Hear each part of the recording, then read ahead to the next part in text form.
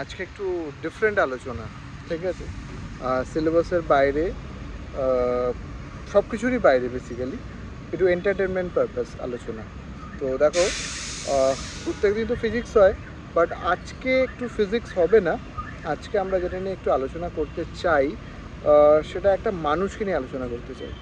And he is none আদার দেন, লোকে ওনাকে বলে সাদিকি মহানায়ক, মিস্টার অমিতাভ বচ্চন। তো এই লোকটাকে নিয়ে কেন আমি আলোচনা করতে চাই, তার ফার্স্ট যে অ্যান্ড ফোরমোস্ট যে কারণটা, সেটা হচ্ছে আমি ভালোবাসি এই লোকটাকে ভালোবাসি। তার বিভিন্ন কারণ আছে। আমি তার স্টাইল ভালোবাসি, তার গলা ভালোবাসি, তার চলাফেরা ধরন, তার কাজ, তার অভিনয়, সব কিছু ভালোবাসি। তার চুল, তারপর ড্রেস পরার স্টাইল, ঠিক আছে, তার অ্যাক্টিং ক্যাপাবিলিটি, তার স্টারডম, সব কিছু ভালোবাসি। আচ্ছা, এইটা ছাড়াও আমি যে কারণে এই লোকটাকে আরও বেশি করে ভালোবাসি, সেই কারণটা আমি মেনলি বলি, যে এই লোকটাকে কী কারণে আমি ভালোবাসি। যে দেখো, যদি আমি একটু ভালো করে পুরোনো দিনের জায়গায় যাওয়া যায়, তো হরিবংশ রায় বচ্চন আর তেজি বচ্চনের সন্তান। তো বাবার সাপোর্ট করা পায়নি প্রথম থেকে, ঠিক আছে। বাবা বড় একজন হিন্দি ভাষী কবি ছিলেন, বাবার সাপোর্ট ডেফিনেটলি উনি পাননি। তো যাই হোক, স্ট্রাগলে ভরা তার জীবন। হঠাৎ করে উনি সুনীল দত্তের যে ওয়াইফ নার্গিস, ওনার ফার্স্ট যে স্ক্রিন টেস্ট যেটাকে বলে, তো সেটা নেন 1960 সেই সময়। তো যাই হোক, তারপর আস্তে আস্তে আস্তে আস্তে ওনার ইচ্ছা ছিল প্রথম থেকেই, বাট হয়ে ওঠেনি, বিকজ উনি কলকাতায় চাকরিও করতেন। তো এত কিছুর মাঝে উনি সিনেমা দেখা ভীষণ পছন্দ করতেন। অ্যান্ড তার সাথে উনি চেষ্টা করেছিলেন যেটা সবসময়, সেটা হচ্ছে যে লাইফে আমাকে নিজেকে কিছু করতে হবে, বাবার পরিচয়কে সরিয়ে রেখে আমাকে নিজেকে কিছু করতে হবে। তো সেই যে জায়গাটা উনি নিয়ে আসেন, সব সরিয়ে রেখে উনি কলকাতায় চলে আসেন কাজ করার জন্য। আচ্ছা, এবার দেখো, ফার্স্ট যেটা ওনার সম্বন্ধে আমরা ভাবি বা দেখি, যেটা ফার্স্ট কথা, যে অমিতাভ বচ্চন মানেই দ্য ব্যারিটন ভয়েস। তো আমি তোমাদের একটা কথা বলে রাখি, যে 1966-এ একটা রেডিও জকির একটা অডিশন হয়, যেখানে ভয়েস এর জন্য ভয়েস হান্ট হয়। তো সেখানে আমরা দেখতে পাই যে অমিতাভ বচ্চনের ভয়েস রিজেক্টেড হয়, ঠিক আছে। আমাদের সঞ্চার ভারতী, যেটা আমাদের রেডিওর, গভর্নমেন্টের রেডিওর স্টেশন, তো সেখান থেকে ওরা রিজেক্ট করে কার গলা, মিস্টার বচ্চনের গলা রিজেক্ট করে। তো ওই সময় রাজেশ খান্নার গলা যেটা, সেটা সিলেক্টেড হয়। যাই হোক, এটা পরে ভেবে দেখো, এমন একজন লোক যে এই যে রিজেক্ট হয়েছিল তার গলা, সে মানে এমন জায়গায় নিজেকে নিয়ে গেছে যে লাস্টে গিয়ে গভর্নমেন্ট অফ ইন্ডিয়া ওনার কাছে ক্ষমা চেয়েছে, যে না ঠিক আছে, সেই সময় আমাদের থেকে ভুল হয়ে গেছিলো অ্যাকচুয়ালি। মনোজ কুমার বলেছিল তাকে যে আমি একটা রোল দেবো, তো তুমি চলে আসো, বলে সে নিজেই আর তার বাড়িতে থাকেনি। তো এরকমও হয়েছে যে মুম্বাই স্টেশনে তাকে শুয়ে কাটাতে হয়েছে। মৃণাল সেন, তার সাথে ফার্স্ট কাজ 1968 ভুবন সোম, অপূর্ব cinema, Utpal Dutt, one of the best actor. যাই হোক, যেটা হলো গিয়ে, ভুবন সোম করার জন্য বচ্চনের ভয়েস নেওয়া হয়, বচ্চন ন্যারেশনে রয়েছেন।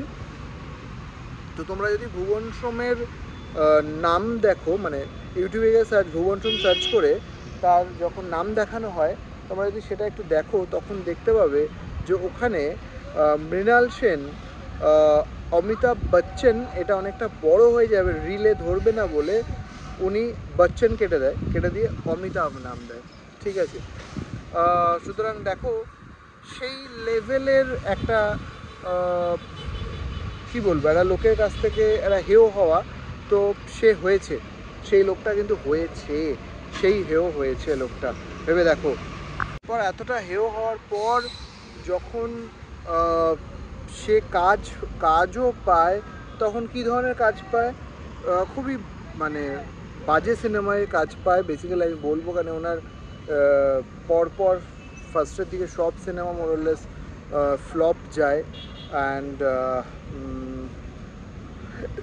রেশমর, সেরা, রুটি কাপড়ার, মকান, একদমই দেখো আমি বলবো না সিনেমাগুলো বাজে, বাট ফ্লপ গেছে। অ্যান্ড ওনার যে অ্যাক্টিংটা, সেই অ্যাক্টিংটা সেই লেভেলের অ্যাক্টিং ওনাকে দেওয়া হয়নি। তো সুতরাং এই ঝামেলাগুলো কিন্তু ছিল ওনার সাথে, বরাবরই ছিল। তো যাই হোক, সেসবগুলো যদি আমি বাদও রাখি, একটা এমন লোক যে নিজেকে লেজেন্ড তৈরি করেছে, এমন একটা লোক যে নিজেকে লেজেন্ড করেছে, নিজেকে সেই জায়গায় নিয়ে গেছে, নিজেকে এতটাই ইভলভ করেছে, নিজের এতটাই উন্নতি করেছে যে মানে আমরা ভাবতেই পাই না যে যদি ওয়ার্ল্ডে বলা হয় যে কেউ একজন, আচ্ছা আমি এটা বলি যে 2014 সালে উনি হলিউড সিনেমা করেন দ্য গ্রেট গ্যাটসবি। তো সেখানে লিওনার্দো ডিক্যাপ্রিও ছিল।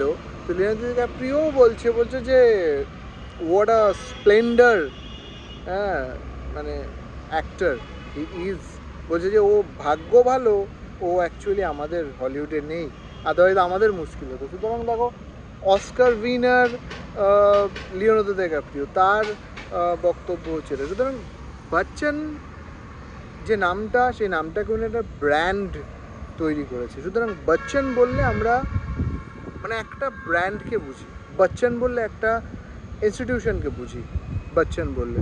সুতরাং সেই জায়গাটা তৈরি করেছে। তো আমার বচ্চন সম্বন্ধে বলার বা বচ্চনকে ভালোবাসার যে মেন রিজন সেটা কিন্তু এটাই, একটা মানুষকে সেই জায়গায় যেতে হবে, একটা মানুষকে তার মানে সে সবসময়, দেখো মানুষ তো উই আর অল হিউম্যান, সুতরাং আমাদের ভুল হয়, আমরা অনেক আমরা অনেক কি বলবো যে ডিফিকাল্টিজের মধ্যে দিয়ে যাই, আমাদের জীবনে প্রতিকূলতা ভরা, সব মিলিয়ে মিশিয়ে হলেও লাইফে একটা গোল সেট রাখতে হবে। অ্যান্ড সেই গোলটাকে অ্যাচিভ করে দেখাতে হবে, আর এমন জায়গায় যেতে হবে যেখান থেকে মানুষ বলে যে হ্যাঁ ভাই দেখো, একে দেখো। লাইক আমি একটা এক্সাম্পল দিই, একটা টাইমে শাহরুখ খান, আমি শাহরুখ খানেরও মোটামুটি ফ্যান, বাট যাই হোক, শাহরুখ খানের একটা টাইমে ভীষণ তার একটা মধ্যে মানে কী বলবো, একটা অহংকার চলে আসে। তো বলেছিল যে হ্যাঁ বচ্চন হয়তো সেরা হতে পারে, বাট আমি তার সাথে একটু বেশি ভালো, তো এটা বলেছিল একটা টাইমে। তো এরকম হয়। এবারে হলো কি দেখো, ও ইজিপ্টে যায় শুটিং করার জন্য।